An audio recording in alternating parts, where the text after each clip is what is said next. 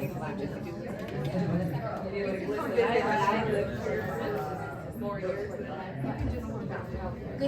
everyone. It is 6 o'clock p.m. So we will call the Hudsonville Public Schools Board of Education work session for August 26th to order.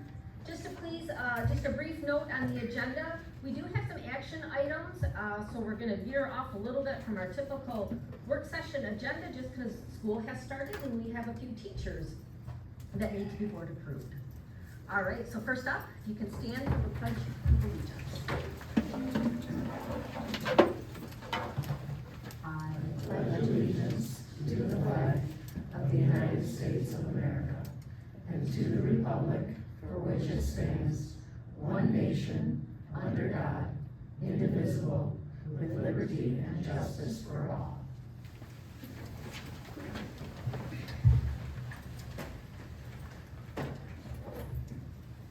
Key board members have their agenda. If I can have a motion to approve the agenda. I'll move that. Movement from Nick, and a second. I'll support that. Second from Mark. All in favor say aye. Aye. Agenda is approved. Next up, we have recognition of visitors and hearing of people present. First is Dan Scripps.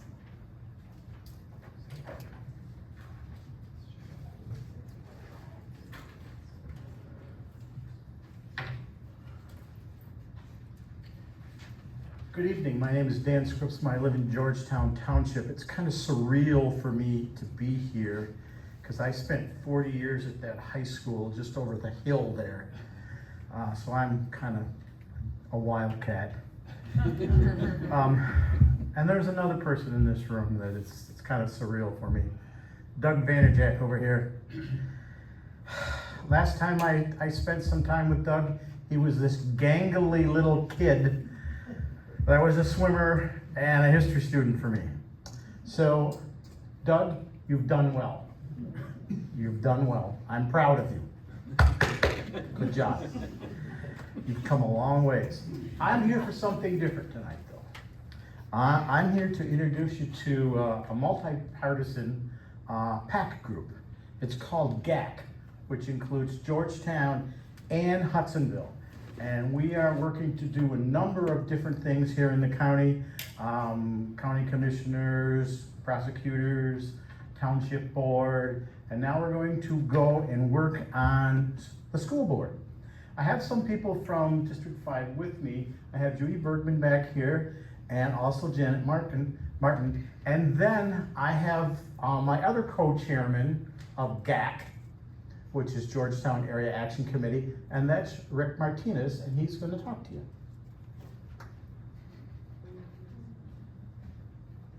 So Robin is the next speaker. Oh, no, you can only give me a minute and a half. Hi, I'm Rick Martinez. I don't talk as long as Dan, so I'm good. So just to let what Dan said, the Georgetown Area Action Committee, we've been around officially since January of this year, but our antecedents date back to October of last year. And we are a multi-partisan group of basically everybody, Republicans, Democrats, independents, nonpartisan, people who don't care, people who walk down the street, people who chew bubblegum. So we're a little bit of everything, and our goal is to basically raise awareness of public elected officials' races, because we don't have a newspaper here anymore. Full disclosure, I used to work for the Grand Rapids Press. I was the first L-class layoffs at the place that was supposedly a job for life. So anyways, our goal is just basically to raise awareness of issues and the people that are running for public governance. We're all about transparency, we're about good governance, we're about great schools, we're about people who are responsible, and we're about people who care about their community. So we are doing school board candidate races in Hudsonville, Jenison, and for the record, I'm from Jenison. I live over by the high school, and also for Granville, mainly because those are all within Georgetown Township. As Dan mentioned, we're tied in with the Southeast Ottawa Action Committee, and we are working together with them, and we did send a survey to all the candidates in all three districts, Hudsonville primarily here, but also with Jenison and Granville, and we will publish those at one point, and then we will hopefully put together a voter's guide that will help inform people in the community. So I appreciate you having us here tonight, and if you have any questions, I'd be glad to talk to you after the meeting. Thank you. That is it. All right, thank you, Robin. Next up, we have our action item, and I'm assuming you're Armstrong. Yes, thanks. I'm gonna make this a little shorter than I normally do because you had the pleasure of meeting at least 3 of these candidates that I'm bringing to the board tonight. Jamie Tidy in a position of EL teacher for I think 3 different elementaries that she would be at. Jacob Fontaine, who is a math teacher at Baldwin Street Middle School. Bailey Reed, 5th grade teacher at the 5-6 building. And then finally Hannah Anderson, and Hannah I'll highlight a little bit more because you don't know about her. If you did come to opening day though, Dr. Vanderjack did mention her because she was our last teacher for a late minute retirement. So anyway, Hannah Anderson comes to us from Central Michigan University grad. She was a Grand Haven student, and then she has taught at Romulus Alternative High School for 1 year. And she will be filling in an English teacher position at the high school. Super enthusiastic. Actually, Nate Allen, who as an assistant principal at the high school, had her as a student and just like couldn't be more thrilled that now she's an Eagle. So those 4 fine people are being presented for hire tonight. For your approval. All right. So you have the proposal for the human resources items. Do we have a motion to approve? So moved. Motion from Dawn, second. Support. From Andrew. Any discussion, any questions for Ann? All right, hearing none, all in favor say aye. Aye. Opposed, same sign. All right, welcome to our new hires, and I think we met 3 of them at the. You did, yeah, you met the 3 of them, that's why I everyone- didn't go into, because you heard all about them. The entire staff got to meet Hannah on Yeah. Monday morning. All right, next up, we have our discussion items. First up, we have our high school business and English courses. Yes, good evening. So this is just a formal process that we've been working through with all of the courses. As you see in front of you this evening are the existing courses that we offer in the business department as well as the English department. So just looking for any questions of clarification this evening, any discussion before we move forward. I feel like I ask this question every time we do this, but none of these classes are new. These have all been in the works for That's some of them correct. for many years, some of them for decades. That's correct. Just Some of making them sure. for decades. Yep. We're just trying to get all of our Ts crossed and Is dotted with regard to formal board approval. As well as, I guess I would mention, Mr. DeWitt, that in the future, in the coming months, following the regular process, if there are new courses, that would be a different process that we would go through, not the list. That would be the formal process that we've seen before. So thank you for clarifying. We're filling in the blanks now, and then moving forward. This is pre-us. Yep. Got it. Thank you. Any other questions for Amy? So we'll come to the board then at the next board meeting on the 12th of September. Thank you. Next up, we have voting delegates for the Michigan Association of School Boards Assembly. We need a voting delegate for MASB on the board, and you're all here. Normally if somebody misses, you're all here, so. That's up to the board to discuss who you'd like and an alternate. This is for the October meeting, and you have to be there in person if you're gonna vote, correct? That's correct. What's the date? I think it's like the 24th through the 27th. And how I'm did just looking. November as well before? Was It's it- moved around a little bit. It Yeah. is in the fall. Yep, end of October. I wanna say it's October 24 would be the meeting where you vote, and then the conference is the 25th and 26th. I think it's in Lansing.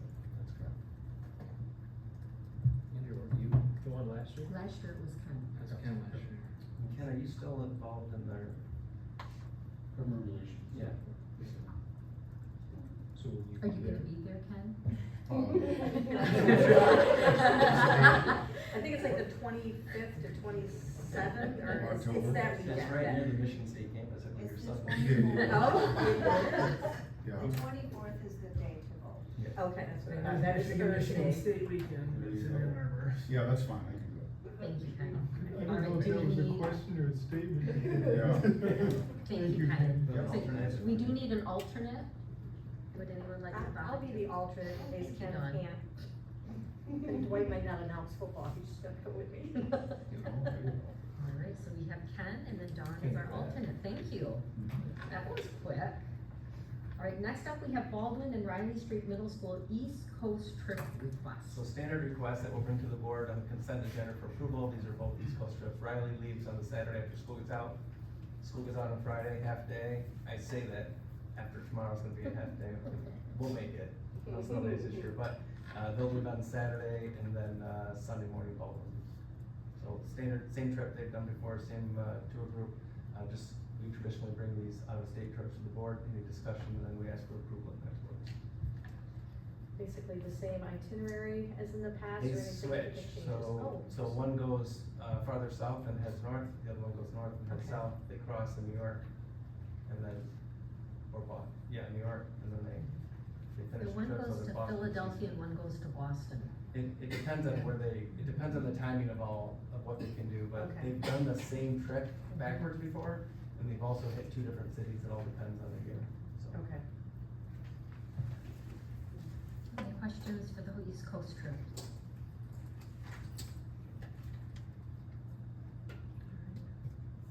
Alright, so that is the end of the agenda, but you're not getting out in 11 or 9 minutes or 10 minutes, whatever, so. I would like to share two things with the board that possibly are not on the agenda because I just got the report. I do wanna talk, Mr. DeWitt had questions about some of our security policies, and I think some of you saw that. We did have a chance to discuss that, I think we are in a good place, I would discuss it now, but it's something we could go into closed session. Eventually, we will have the conversation, but I think we're all set with the changes that we've addressed. And if board members have questions, please let me know, and I can individually share with you, where we are, but Mr. Petrolia will get the updated documents out to our staff and go from there, so we're in a good spot. Number two, we've had a lot of discussion on the traffic of Baldwin, Street and 40th.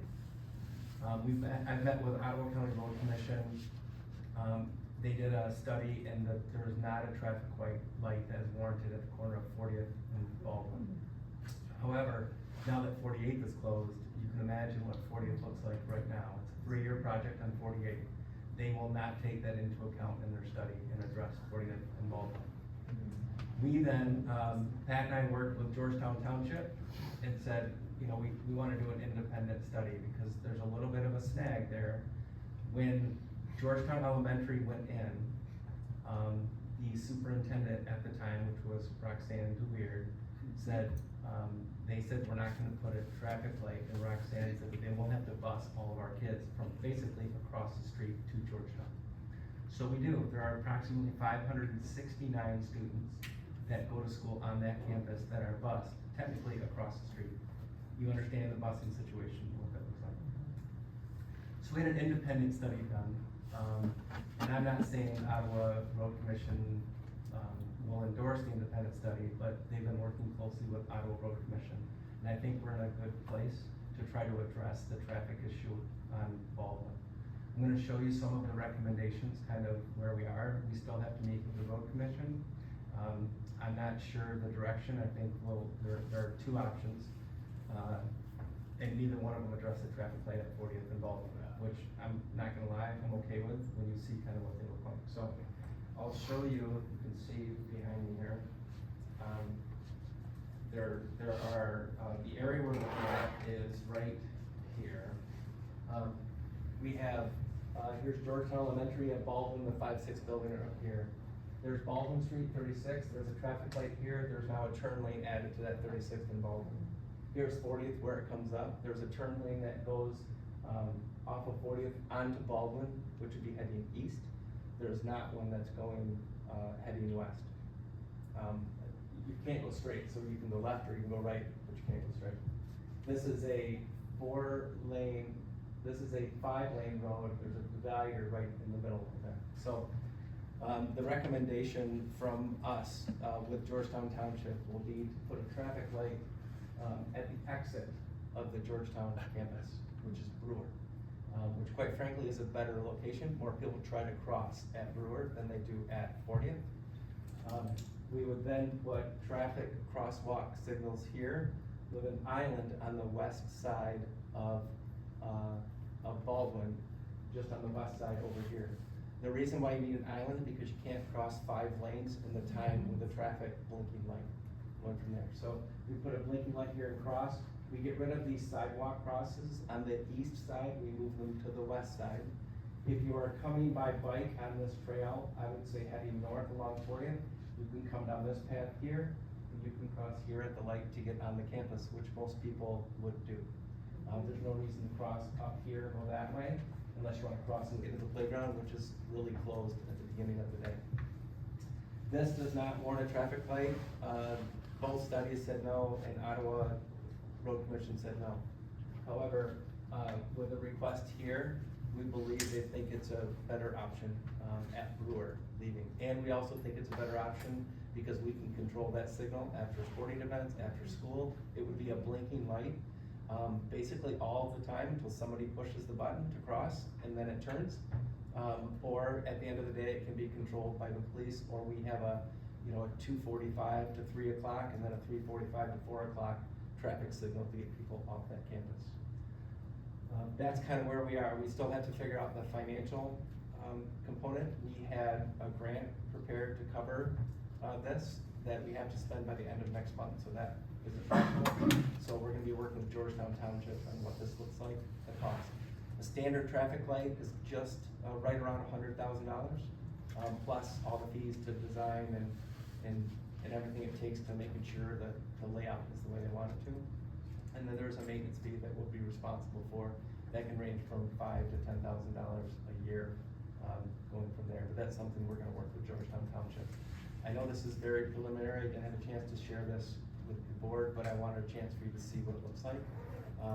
And I think we're moving in the right direction after about 17 years of trying to do this. I think we're getting much closer. I'm getting a chance to know some of the Ottawa County Road Commissioners more than I planned on when I said. But any questions about what that looks like from the board? What's the speed limit there? 55. So we also have the traffic signals with school zones that are going in throughout the campus. We have, I put it in board briefs a while ago, we have Forest Grove and Bauer Elementary. We put them up to make sure the timing, everything works. A lot of positive feedback. We have another 9 of them, 11? A lot. We have more that are going up, that we had to order and go through the whole process once we had the approval for the first 4. Now we have approval for the other ones, and they go to 5-6 building, the Baldwin campus, Jamestown, and Riley. There's no thought of lowering the speed limit for a school zone. It's too many lanes to lower the speed limit.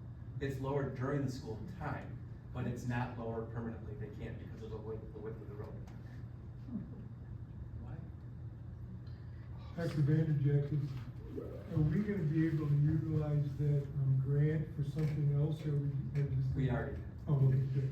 Yeah, when we realized we better do this before it's gonna be done, Okay. we allocated it towards Good. other safety measures that we can put in place. Okay, gotcha. So I'm assuming they've also looked at what happens with the stoplight at Baldwin and 36th, and then if you have someone stopping at Brewer and Baldwin, as far as backing up that far. The distance they said is a far enough distance, that's Okay. not a concern. Okay. The one thing they do also recommend is an increased delayed signal at 36th and Baldwin, so that the light changes before the crosswalk turns to walk. A lot of times, we've had 2 accidents there in the last 7 years, I think it is, and both of them are because one was on a bike, one was a walker, both were okay, but, because what happens, if the light changes and it turns walk right away, somebody starts walking, people see the light and they sometimes clip when going left. So this would give it a little bit more of a delay, I think it's a 3-second delay, which doesn't seem like a lot, but it's substantial. So as far as people feeling like they're inconvenienced with 2 lights close together, it really is at limited times of the day That's right. that it's gonna be active, otherwise it's just cautionary. Yeah, I don't know about in the morning, we'll have to figure that out, I think that's up to Ottawa County for the timing, they have some recommendations, but it's really just gonna be a blinking yellow light and a red light coming off the Brewer, coming off the school, like it kind of is now, accept when we go through and get everything configured timing wise. And quite frankly, after a big football game, when it, you know, It's we dark. invite Jennison to come in Yes. for a little bit. And then play some football, it gets pretty busy over there. And maybe you said this, you said Georgetown is looking at sharing costs. Yeah, so Georgetown Township's been a great partner in this project. It's not only help facilitating because there's a lot of changes. If you look at, just as a sample, if you look at even the exit of Brewer here, this is Brewer coming out, you can see, you know, there's a crosswalk there. We'd have to remove that to get people's kind of false hope of crossing. Right. Put it over here, where the crosswalk is, straighten these two out so they fall along the path, and then you have your turns there. So that gives them a lot more control over what that looks like. And then the other one is here, you can see just the island. From this 5 lanes, you put an island here, so you're coming here to turn left, you go around, but some people can be here as a crosswalk. Gotcha. There's a crosswalk there and there, but there was no crosswalk. Get rid of these two, curb it, and then put them over here so people can cross. So you have people coming down, if you're on this side of Baldwin, you can still cross there if you want. Or you can keep going this way and cross over at Brewer, which if you look at the flow, knowing, I know that area very well, I think it's a better answer than putting just a light at 40th, because people will still try to cross at Brewer. I haven't talked to all the parents in that area, but I think that's a pretty good option. Yes. Okay. That's a good option. In that island there, would they have, like a Chicago drive, you got the button you can push where the lights go off? The lights People are would be supposed to stop. I don't know the answer to that. I don't, Or just an island, no lights? I think it is a flashing light. I gotta go through the report. Okay. I think there's a flashing light there. Seems like a reasonable potential solution. 17 years in making. And I like it too, cause then you can control the signal Mhm. for school Yeah. use after games and stuff. School crossing signs and pedestrian crossing. So it wouldn't be, I don't know if it'd be flashing lights, you know, shut down, but it would definitely have school crossing. No, that's all good news. This doesn't have, you know, they don't even have posts for, traffic lights. They're a good 6 to 8 months. So we wanna get on this quickly so that hopefully this can get done. So when do you expect a request to the board, and would it be for approval of funding? Yeah. Okay. I would, it would be great if I can come back to you September 12th. That would be quick, but we have a meeting, scheduled on the 5th, and we're gonna try to meet with Georgetown to finalize that. We've had several email communications back and forth today, just trying to understand, because, you know, when they tell you, you're responsible for half of the cost, like, what's half of the cost? Well, here's a ballpark number, okay, what is it? So, you know, is it 50,000 or is it 500,000? So, we're working for, I'm optimistic that we'll, get this plan over. One last question, where would the funds for this come from?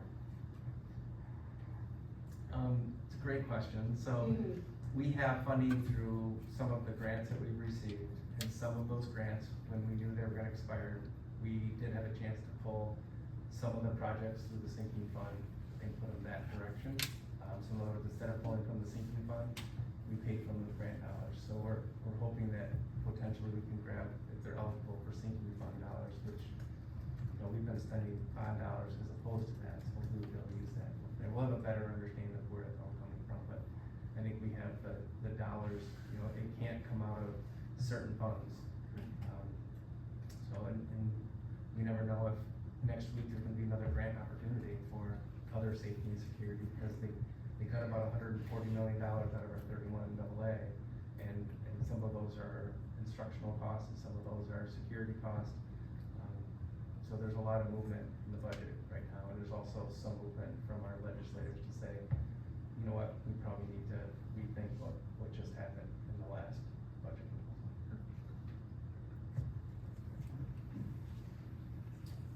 So, as Dr. Vanderjagt said, we've got grant after grant after grant we've worked through. Our fallback position is the enhanced village. So, we've got the funding there for it, and it's for safety, security, mental health, all transportation, those are the three legs of the stool, even though it sounds like four. But, that's it will at least come out of the enhanced millage. I believe it was four, but was it four, there were four points that you made, but you said, Safety and security are really one thing. okay, Yeah, okay. so. So I just wanted to give the board an update. I knew there might be people here that were interested also, and that's something I think, we still have a journey to try to address the transportation by foot from, I'll say 36 in Baldwin to the 5-6 building campus, and we're working on that also, but I think this is a priority right now to try to get that addressed in Baldwin. Now Baldwin and Brewer. I haven't told people we're in a corner of Brewer yet, so I guess they'll know after. You still know what's gonna happen. Try. So on the, traffic security, all of that note, any information yet on the Allen Street, Berry Street? I know that the city has. Yeah, they waited for school to start, they're gonna shut it down. Yes, and have they given us any indication of what they expect us to do with the traffic flow? Sure, so I've been in contact with the city quite a bit regarding that traffic flow. 32nd will be open the entire time. We'll go down to one lane going both ways, but it kind of is now. Right.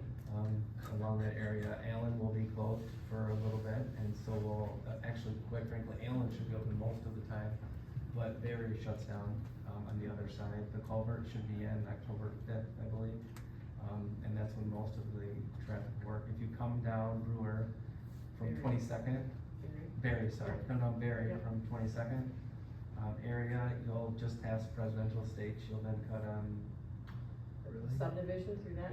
Beach grant? No, I wanna live in that no, neighborhood. that was Beach Yeah. Street. over there.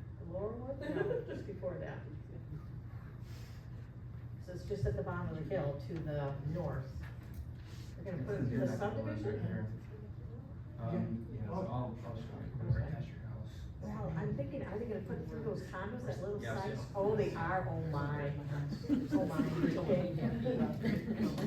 Beach Nut, it's Beach Nut, there's a little Beach Ridge. Beach Ridge and then Beach Nut somewhere. Yeah, so, Okay, we'll be prepared at the phones. well, and this is the biggest. I know the neighbors. I know the neighbors. So here's your, here's the realignment, it comes through here, you should know this area. Oh, yeah, I know it well. So it comes through here and it cuts through, so this will be closed down, this will end up shutting down here, like a cul-de-sac, and this continues through here. 32nd will remain open, so will Allen, you come down Laurelwood, and then down to Beach Ridge, you come this way. For our students coming from that area, go down to Quincy and come in from the other side of the campus. If you come in this way, we're gonna, hopefully do a right turn and pull into this parking lot here. When they leave at the end of the day, they'll actually, if they're going this way, they'll take a right and take a left on Beach Ridge and come in through there. What we don't know, Dawn, is how far Beach Ridge will get back up if somebody comes up to that one lane exit and turns left. Yeah. Cause they could be there for a couple of weeks. Yeah. If they do come out of here and do make a left, then they pull this parking lot, so kids will navigate it.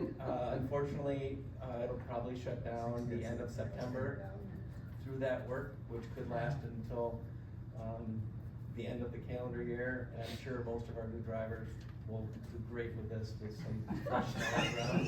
Figure it out. So, does that make some sense though? Yes, it does. Yes, it does. I hope it's being communicated very clearly. We have, to that I've been neighborhood. working with the city and then keeping, Mr. Beal and Mr. Petrolia, informed. There's only so much we can do. Right, I know that. And most of our kids would rather take the bus than drive their own cars to school, but. We do have, and we have, and transportation's been included in conversation. You just need more bus drivers if you're all that. Yeah. Think about that. What about, and maybe you already mentioned that the 48th and Van Buren, will that impact us where they're making Yeah, what's going on 40th to that traffic light, turn left that on same Baldwin. thing? Exactly. So, no, and that's a 3-year project, so that's gonna be a little bit, I feel bad, I mean, Unity will open school, and 3 days later, they shut down 48, so they're working their way through it. It doesn't impact, we do have buses that go that direction, obviously, they're working their way around it. It's not ideal, but you're coming down, most of them are coming down Fort Sheldon, and they're heading, north to 48, I'm sorry, west to 48. But that'll be another project. Thank you for those updates.